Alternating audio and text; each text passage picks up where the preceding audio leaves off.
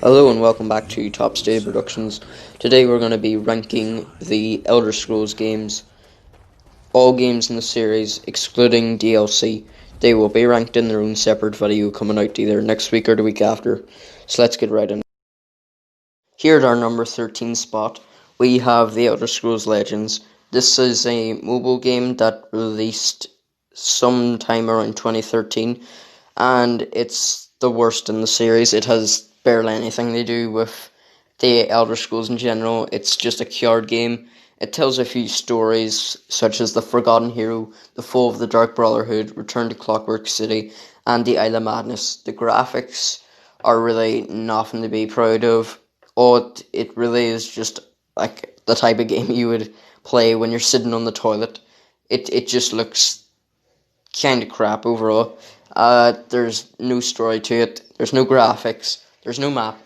It's just a puzzle game, which Bethesda obviously just made.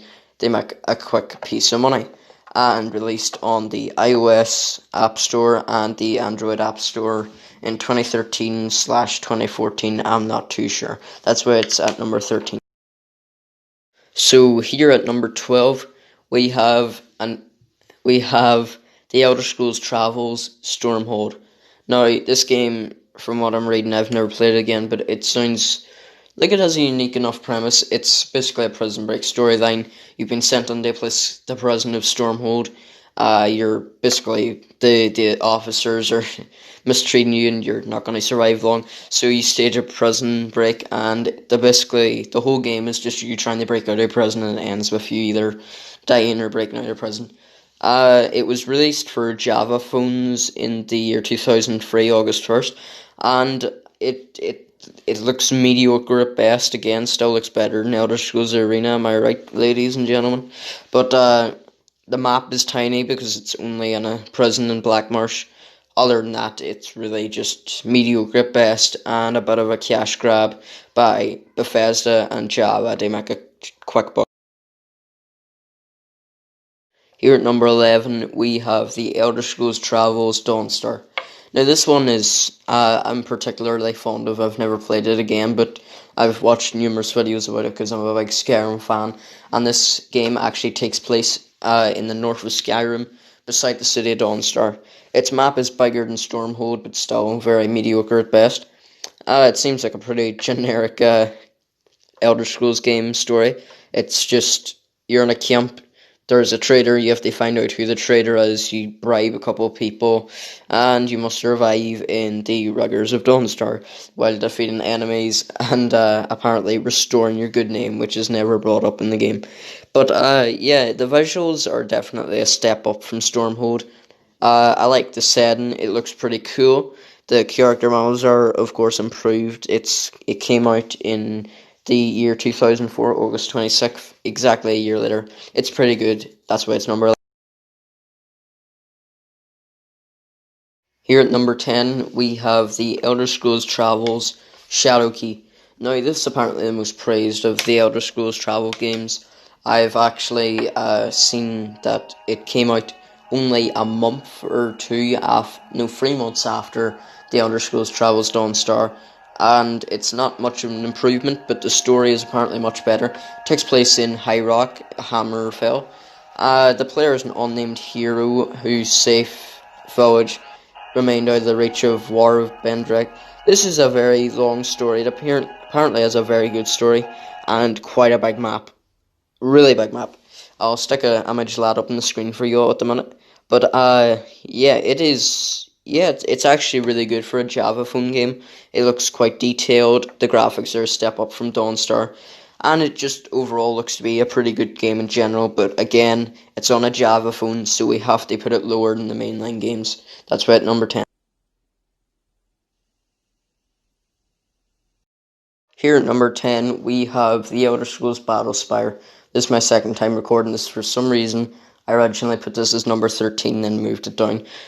Big mistake there, sort of lost me a bit of time.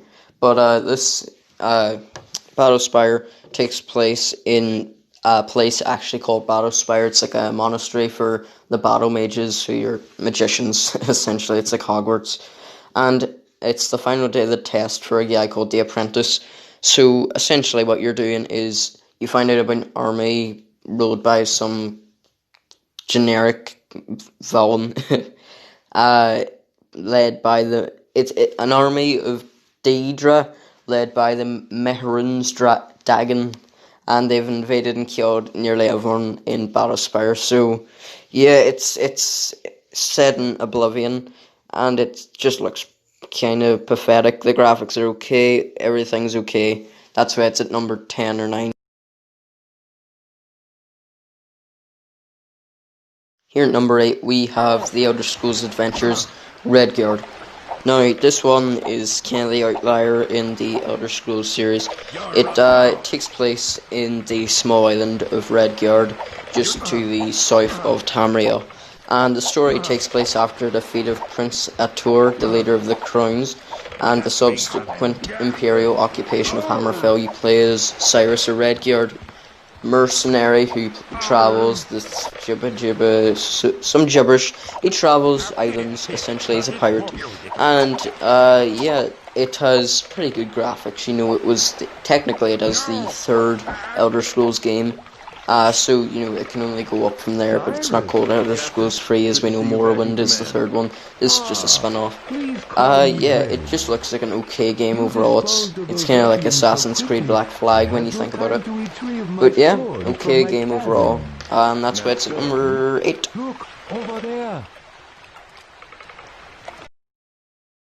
Here at number 7, we've officially gotten into the mainline Elder Scrolls games with the Elder Scrolls Arena.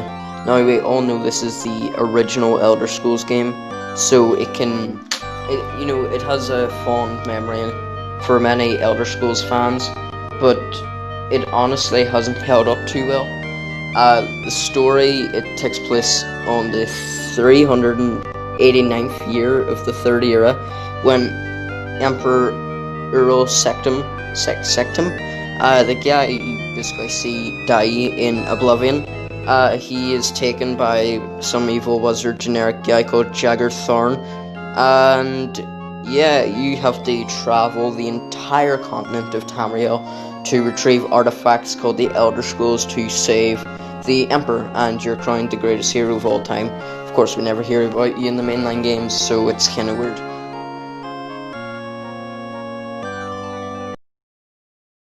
Here we have the most recent Elder Scrolls game at number 6. We have the Elder Scrolls Blades. Now, it is taking place you're essentially a member of the Ancient Order of the Blades. You're forced into exile to seek refuge in your remote hometown, which you get to name. So it's basically Animal Crossing, but in the Elder Scrolls. That's a joke, not a good joke. So it's reduced to rubble, and now it's up to you to just restore your town back to its former glory. Released in 2019 and 2020 respectively on different devices. It is known for having sort of frame drops. The frame rate isn't too great because it's a mobile game. But overall, for a mobile game, the graphics on their own and the story are actually really good. And it has a big enough map. So yeah, I would recommend this one for certain, and it's also on Nintendo Switch. That's all.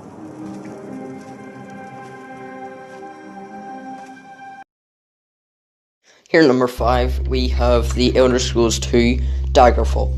Now, this game is the second installment in the series. Of course, it takes place in Illic Bay area of High Rock, Hammerfell, and I don't even know why it's called Daggerfall, to be honest. I think there's like a city in it called Daggerfall.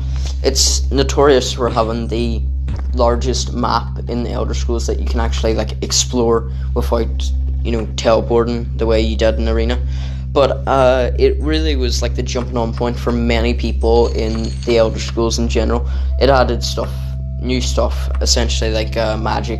I think magic was an Arena, but this kind of made it a fundamental element of the game. It also added like an enchantment system, a spell creation system. It had numerous amounts of like customization with your character and whatnot. You could be a werewolf, you could be a werebear, a vampire. It's all up to you, and it really set the staple for the Elder Scrolls. Here at number 4 we have the Elder Scrolls Online. Now this is going to be a very controversial pick because there's a lot of controversy surrounding Elder Scrolls Online, as it contradicts many elements in the Elder Scrolls series that were originally set in stone, like the fact that I think the place that Oblivion takes place in used to be a jungle, but for some reason, even though this is set 1,000 years earlier, it's not a jungle.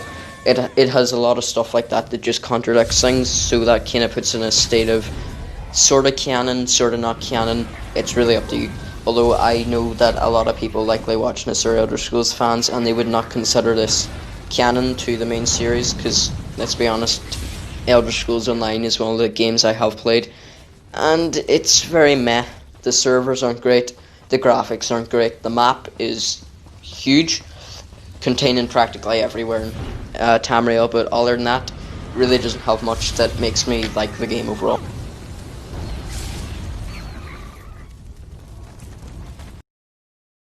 Now as we enter our top 3, we have the Elder Scrolls for Oblivion.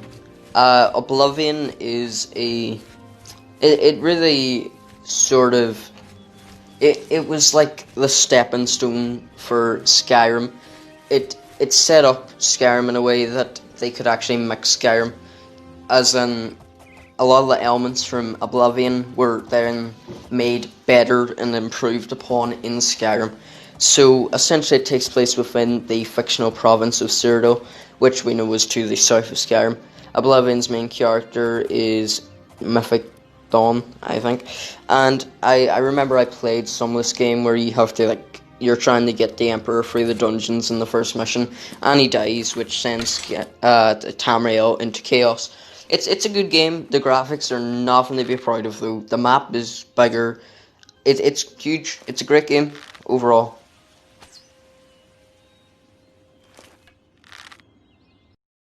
Here at number 2, we have a game I was sort of debating about. I wasn't sure to put this at number 1 or number 2, so this is going to be a bit divided. But remember, this is just my opinion. We have Morrowind. Morrowind, apparently I've never played it myself because it's on PlayStation, but it's a very story-strong game. It released in 2002 worldwide. It was exclusive to the Xbox, which was diversive at best, but honestly, it looks like a really good game. The graphics are close to what Oblivion's are, but after a storm in a strange dream, the character begins in a new town called Seda Neen, fresh off a boat from the mainland. So the game, it looks pretty good. I would recommend it to any lore hunters, as it is very lore strong, and that's why it's at our number 2 spot. Great game, Morrowind. Great game.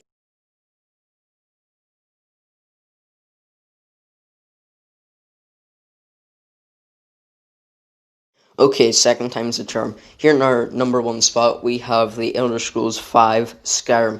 Skyrim is the most iconic game in the whole Elder Scrolls series. It's probably why you're watching this video. It's been released on everything, and it deserves it too. It's an amazing game. It's in the top 10 best-selling games of all time list for a good reason. It has a great story that revolves around a character called the Dragonborn on their quest to beat Alduin, the World Eater, a dragon who's been plaguing Skyrim for a long time, basically. And by the end of the game, there's a whole story, but by the end of the game, you probably have beat him, and I think you get to have him as kind of like your pet. He's pretty amazing.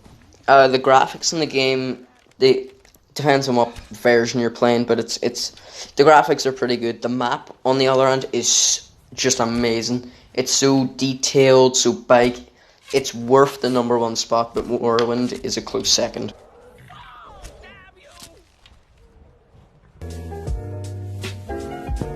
This is a different outro to what I originally had planned, but I just, this video is coming out obviously on 5 years from the day I created and uploaded my first ever video on the channel.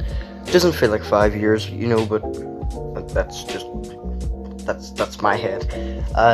So thank you for sticking with my channel, any of you have been watching from the start. This is not the only video I plan to publish today, since I have a video that might not come out today, but maybe tomorrow. It's going to be Volume 1 Anthology. Now, the way I do my videos is in volumes. Volume 1 was from 2016 to 2020, and we're currently in Volume 2, which is from 2020 onward. So that's basically how I do it. But I just want to say thank you all for sticking with me for so long, and I really hope we can get to maybe 500, even 1,000 subscribers in 2021. You know what, we gained a lot of subscribers this year, and it's really great to see. So thank you all for watching my channel, sticking with it.